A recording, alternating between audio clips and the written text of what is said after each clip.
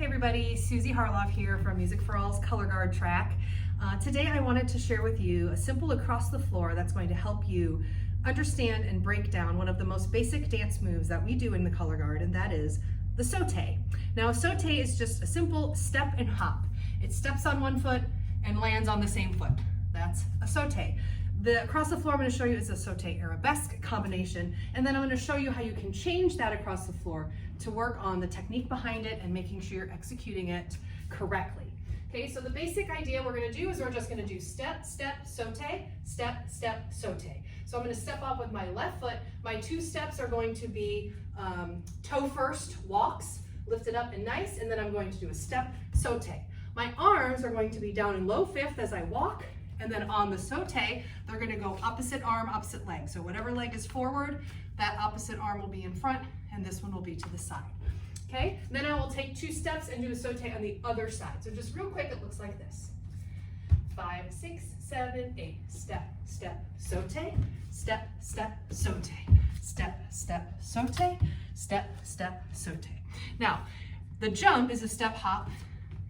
The back is an arabesque. So your leg is going to be straight back behind you, pointed and straight, and that includes on the landing. So here's where things change a little bit. I like to take this across the floor and break it down to make sure that the landing of the Sotè is being executed correctly.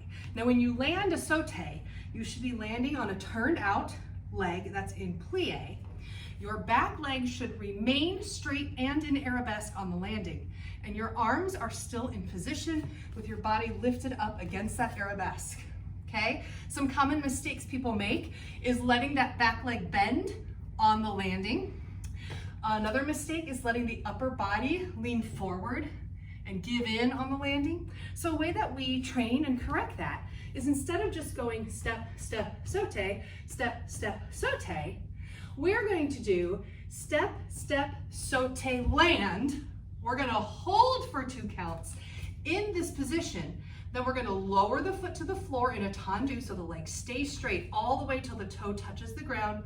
We're going to pull it through first, plie, bring these arms to low fifth so that we can start over on the other side.